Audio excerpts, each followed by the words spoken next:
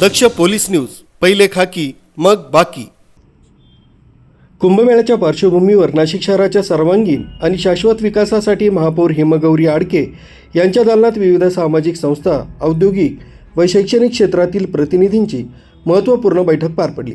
या बैठकीत शहराच्या प्रगतीसाठी आवश्यक असलेल्या उपाययोजनांवर सखोल चर्चा करण्यात आली।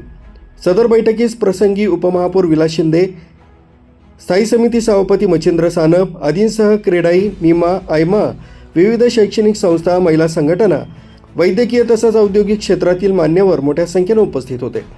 नाशिकच्या विकासात योगदान देणाऱ्या सर्व घटकांनी एकत्रित येत कुंभमेळ्याच्या निमित्तानं शहराचा दीर्घकालीन विकास कसा साधता येईल यावर विचार मंथन केला। सिंहस्थ कुंभमेळ्याच्या काळात येणाऱ्या भाविकांना स्वच्छ व सुंदर, हरित आणि सुरक्षित नाशिक दाखवणं हे आपलं उद्दिष्ट आहे। यासाठी ट्रॅफिक नियोजन, रिंग रोडवरील वाहतूक नियंत्रण, आरोग्य सुविधा आणि स्वच्छता या सर्व बाबींवर ठोस उपाययोजना करण्यात येणार आहेत। विकास आणि पर्यावरण यांचा समतोल साधणं हा आमचा मुख्य प्रयत्न राहणार आहे। शहरातील वाढत्या तापमानावर नियंत्रण मिळवण्यासाठी आणि ग्रीन कव्हर वाढवण्यासाठी सर्व संस्थांनी एकत्रित येऊन मोठ्या प्रमाणावर वृक्ष लागवडीचा संकल्प केला। 22 एप्रिल रोजी होणाऱ्या वसुंधरा दिनाच्या निमित्तानं पुढील एका वर्षात व्यापक वृक्ष लागवड मोहीम राबवण्याचा निर्णय घेण्यात आला आहे। नाशिक इंडस्ट्रीज अँड मॅन्युफॅक्चरर्स असोसिएशनतर्फे एक उद्योजक एक झाड ही संकल्पना राबवण्यात येणार असून सुमारे 16,000 झाडांची लागवड करण्यात येणार आहेत। तसंच क्रेडाई नाशिक मेट्रोतर्फेही मोठ्या प्रमाणात रिफॉरेस्टेशन ड्राईव्ह हाती घेण्यात आला आहे। पुढील काही वर्षात लाखोड झाडांची लागवड करण्याचं उद्दिष्ट ठेवण्यात आलं आहे। बैठकीत सहभागी प्रतिनिधींनी नाशिकचा विकास केवळ कुंभमेळ्यापुरताच मर्यादित न ठेवता भविष्यातील पिढ्यांसाठी टिकाऊ आणि दर्जेदार पायाभूत सुविधा निर्माण करण्यावर भर दिला।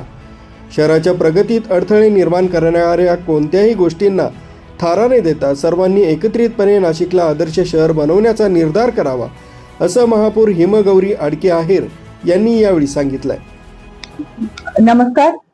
आज खरं तर सुमारे 2 तासापासून नाशिकच्या प्रगतीवरती आणि येणाऱ्या कुंभकाळामध्ये नाशिककरांच्या काय अपेक्षा आहे या जाणून घेण्याकरता एक बैठक इथे जे नाशिकमध्ये चांगलं योगदान ज्यांनी केलं आहे, मग ते शिक्षण क्षेत्रातले असतील, अतिशय चांगल्या शिक्षण क्षेत्रातल्या संस्था, NGO, इंडस्ट्रियलिस्ट, त्याच्यानंतर क्रेडाई असेल, आयमा, नीमा, त्यानंतर अनेक महिलांचे NGOs, मग गुरुजी रुग्णालय असतील, भोसला मिलिटरी स्कूल असेल, असे सगळ्यांचे प्रतिनिधित्व करणारे सगळेजण इथे उपस्थित होते आणि नाशिकच्या विकासामध्ये कैक वर्षापासून ज्यांचं हातभार लाभलेला आहे असे सगळेजण आज खरं तर नाशिककर म्हणून इथे या बैठकीला उपस्थित होते।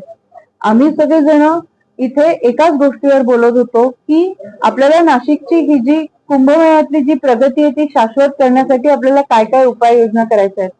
मग प्रामुख्याने याच्यामध्ये जो मुद्दा इथे आला तो होता की कुंभमेळ्यात येणारे यात्रेकरू असणार आहेत, आपण त्यांना काय दाखवणार आहोत। आपल्याला स्वच्छ, सुंदर, हरित नाशिक आणि सेफ नाशिक, एक प्रोटेक्टेड नाशिक अशी पण एक नाशिकची जी ओळख आपल्याला द्यायची आहे।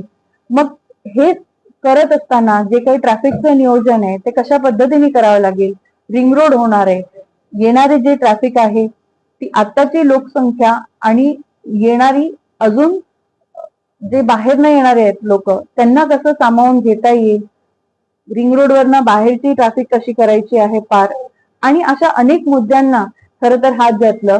व्हॉलेंटियर्स कसे असणार आहेत, हेल्थ सुविधा काय देणार आहेत, असे अनेक मुद्दे इथे उपस्थित झाले। पण प्रामुख्याने एकमुखाने या सगळ्यांनी एक गोष्ट सांगितली की नाशिकची प्रगती थांबता कामा नाही।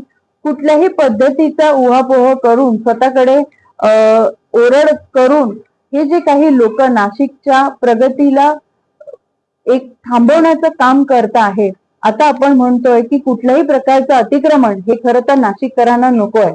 वृक्ष जर रस्त्याच्या मध्ये येत असतील तर ते सुद्धा एक प्रकारचं अतिक्रमण आहे आणि नक्कीच या सगळ्यांनी त्याचं वृक्ष तोडीबद्दल नाही पण लागवडीबद्दल हे सगळे निर्णय झाले।